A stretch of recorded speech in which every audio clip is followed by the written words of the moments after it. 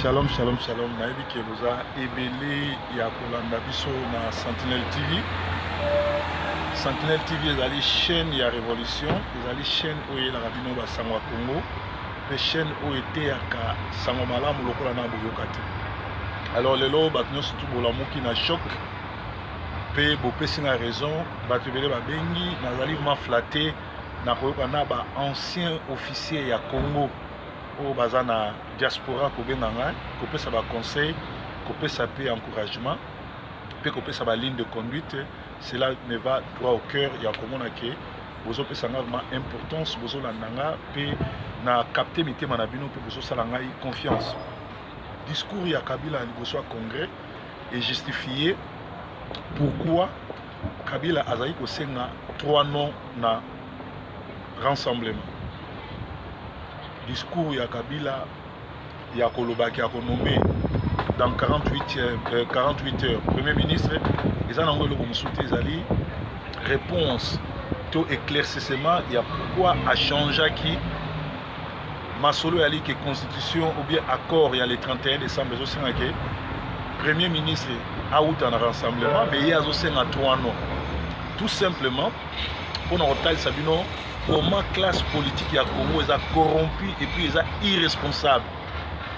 Je crois que les journaliste Thierry Michel Alobaki que classe politique ya Congo est une classe moko ventrale, est une classe moko commerciale, est une classe moko irresponsable. Parce que ceux qui sont dans la classe politique moko, au bazali nationaliste, au bazan associé à peuple, le 19 décembre, mais histoire Rabila ici là parce que Kabila mandat ici là qui va koka qui kopé ça y a une journée. Tolanda qui sont surtout avant le 19 décembre, tout ça y est à une journée. Même Cécile qui ministre de l'Union européenne des nationalités congolaises, d'origine congolaise, italienne, mais d'origine congolaise, a Betaki Tolo, a sali ba vidéo, a lui Kabila pas une seule journée après le 19 décembre. Mais Kabila Lelo, Yewana, à défier les Congolais, parce qu'on continue à défier les Congolais. Et là, Liboso a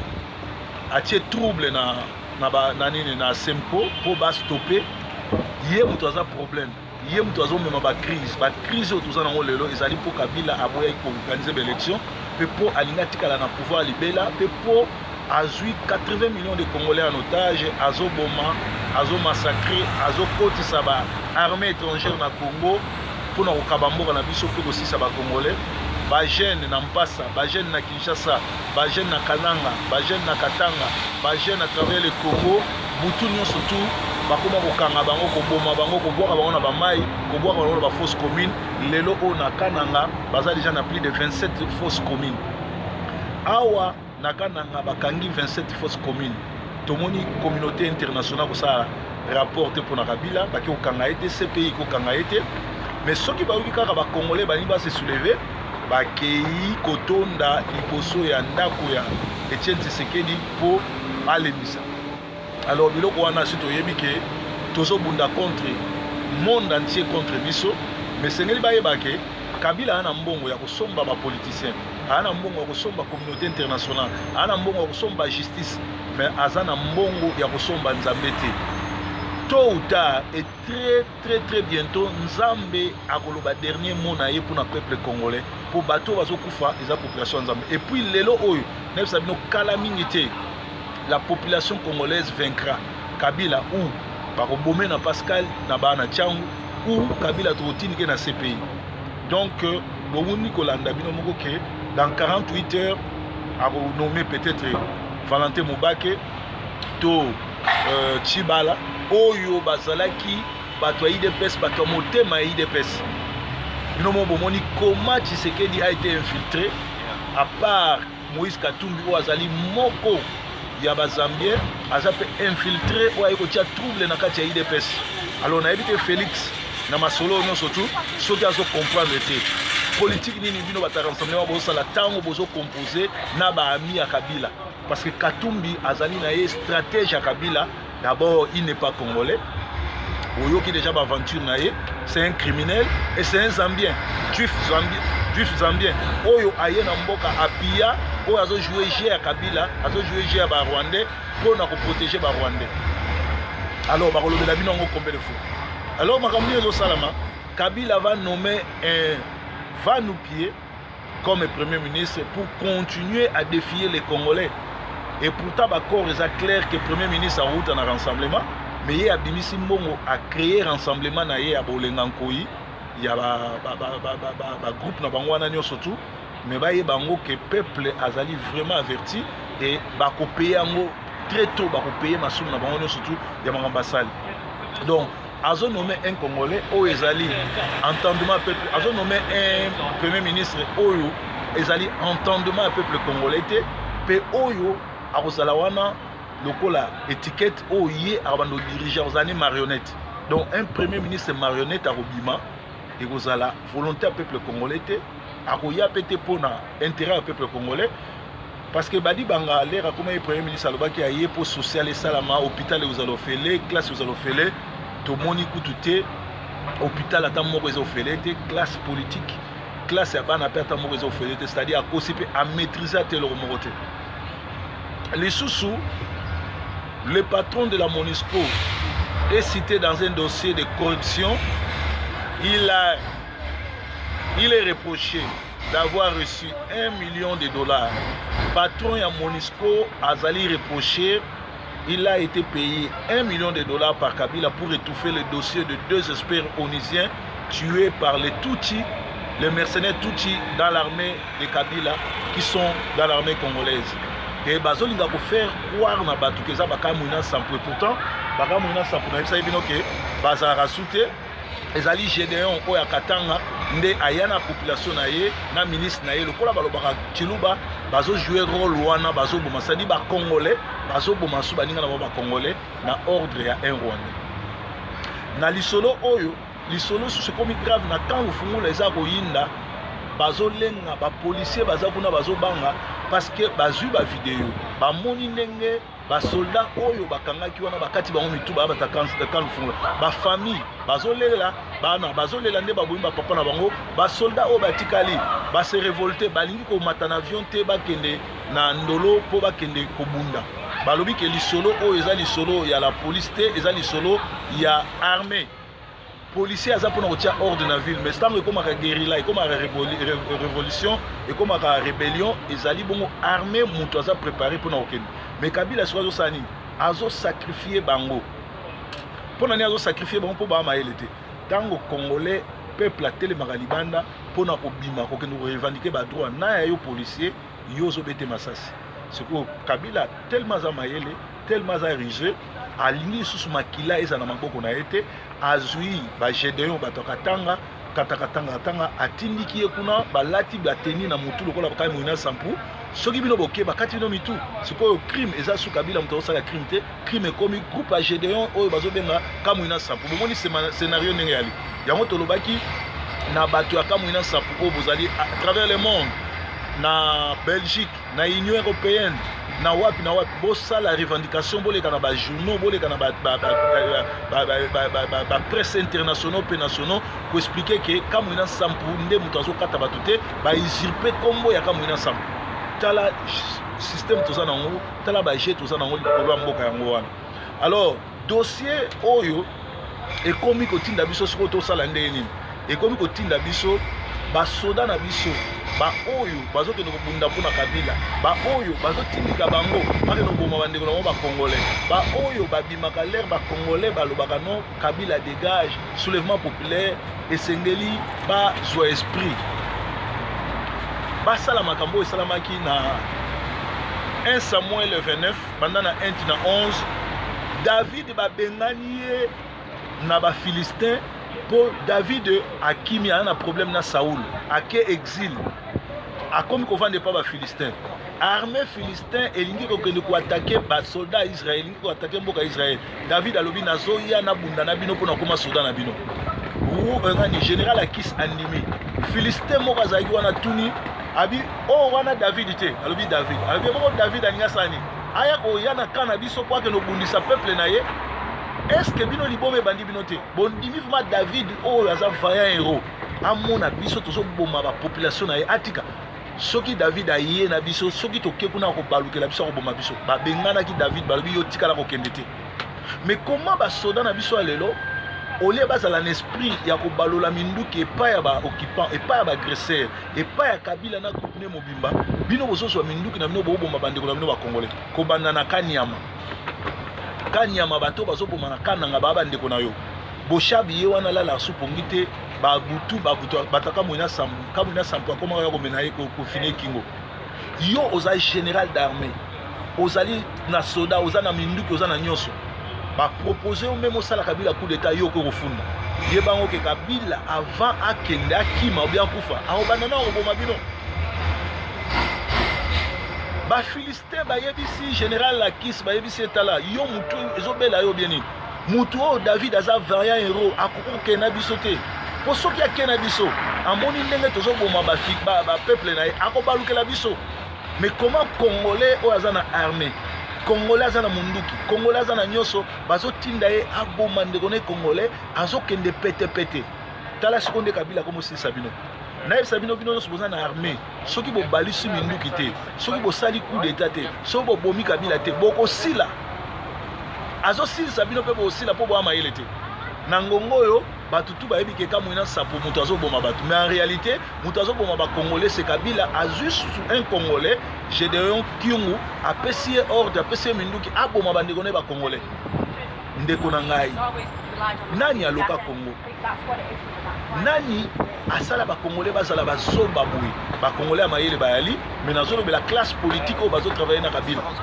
batu nyonso to bazana Kabila o ba travailler na Kabila o ba soutenir vision Kabila ba bazoba ba ndoki ba mitema mabe tala siko ndenge azo travailler azo saka na bino akimi masolo oyo bakor oyo basala ki le 31 aye ko créer histoire na ye pona ko lubaka ko défier biso mais là sabino que peuple akobima faillant peuple akobima molongi pe peuple akosila na ye c'est-à-dire biso ba congolais esengeli to telemela ye esengeli to zala bomoko to bunda ndeko mso akomi awa bato honoré Mwanda le 8 bazokende marche sikoyo bakokende marche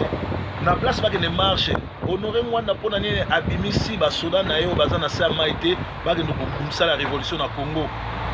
alobaki aza na mbongo azwa bambongo batinda ye akende mpona nini asali yango te ndeko wana ngai nakorépondre te yango nga nakorépondre yo te esengeli bato honoré Mwanda barépondre yo donc ezali mawa mingi komona makambo oyo ezoleka na mboka Congo komona makambo oyo ba congolais bazosala et komona ndenge ni Kabila azobinisa batu machacha et pourtant azali illégal azali susu na nini te azali susu na pawa te azali susu eloko te donc ezali mawa mingi bandeko na nga eza mawa mingi nzambe a bundela biso nzambe atelemisa biso nzambe asala biso batindeli nga susu message balobi quelque chose de très louche se prépare ce moment au camp Lufungula les militaires ont refusé une prime de 200 000 francs CFA octroyés par le gouvernement pour se rendre à Kananga pour combattre la milice de Gédéon qui se fait passer pour Kamwina Sampou. Mais les militaires ont refusé cette prime et ils commencent à fuir aux alentours du camp. Source à vérifier. Donc, ça va un message au bazotin de l'anga. Message monsieur batinde linga nazotanga awa ezali que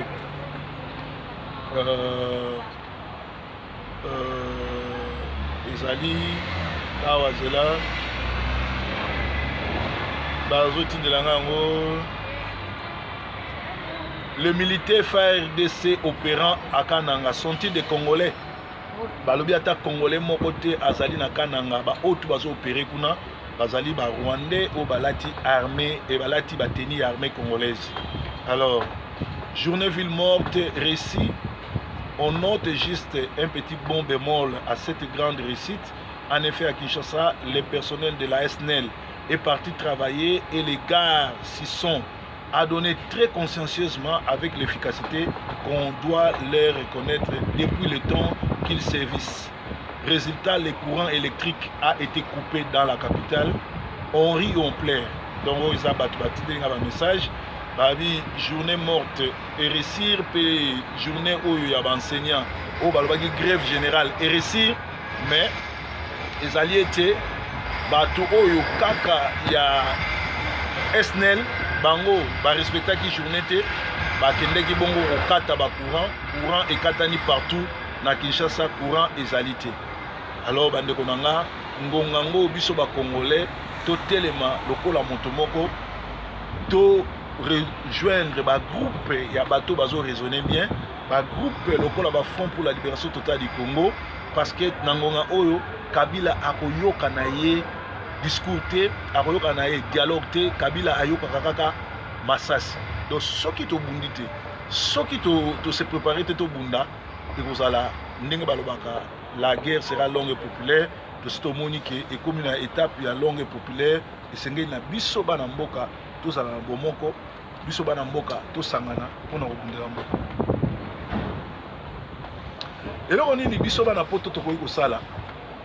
eloko ya liboso kopanza sango na bachaîne nyonso kolamusa population ke kamwina sapu azalaka su te bakamwina sapu tu baobenga kamwina sapu eza nango groupe ya Gédéon nde baye na kananga mpe baoboma koyebisa soldat congolais oza na cousin na yo frère na yo aza na kati ya armée koyebisa eke soki abundi te soki abaloli munduki na Kabila te akozala le prochain oyo bakoboma koyebisa bamusicien congolais bao bazobina bao bazolangwa na babar bayebake soki basilisi koboma bato na kananga bango bazali baprochain cible biso oyo toza na diaspora kosangana koluka bagroupe oyo ya malamu kokota esengeli na biso to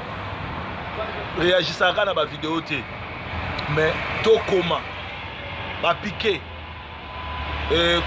kokomela nani administration Trump parce que babomi un américain tozosenga na baaméricain nyonso tu banoir américain baaméricain d'origine congolaise likambo ya garçon oyo américain babomi na Congo botelemela yango na Amérique c'est un américain qu'on a tué soki communauté congolaise oyo eza na États-Unis etelemeli mpona kolakisa baaméricain mosusu ke babomi un américain na Congo na criminel Kabila et que gouvernement ezosala eloko moko te ekotindika gouvernement oyo esala quelque chose ndeko na nga eloko mosusu nazobenda matoi mpe nazokebisa na mutu nyonso qui se dit ami ya Katumbi ami ya Moïse Katumbi azali traître mpe azali ennemi ya Congo parce que Moïse n'a jamais été congolais et Moïse aza wana te mpona bien na biso donc scénario ya liete biso nyonso tu tozala ozage to barre route na Kabila to bengana ye parce que aza illégal te azali illégal pe azali illégitime akozala sous président Congo te Kabila azali illégal Kabila azali illégitime Kabila akozala sous président Congo te ezalaki bongo masolo ya Congo lelo na tongo ya lelo vraiment tolamuka tozala bomoko tobundela mboka po mboka oyo ezali mboka na biso Sentinelle TV en direct à Manchester Zambé apambola bino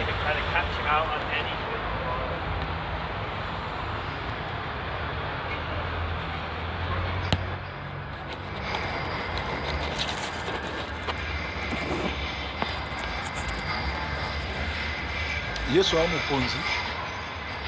Yesu aza nzambe Yesu abatelanga te Yesu aza ebandeli mpe suka Yesu azali oyo abatelaka atombolaka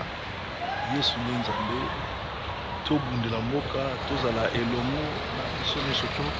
mpona makambo na nzambe donc ezalaki proverbe 30-30 en direct ya Manchester esika wapi tozo raisonner ndenge nini kolibere mboka mpe kobundela mboka Yesu aza mokonzi Yesu nde nzambe Yesu nde mobateli spécial breaking news journée malamu tobundela mboka tokolonga po Yesu aza na biso Yesu aza mobateli Yesu nde mosungi Hãy subscribe cho kênh Ghiền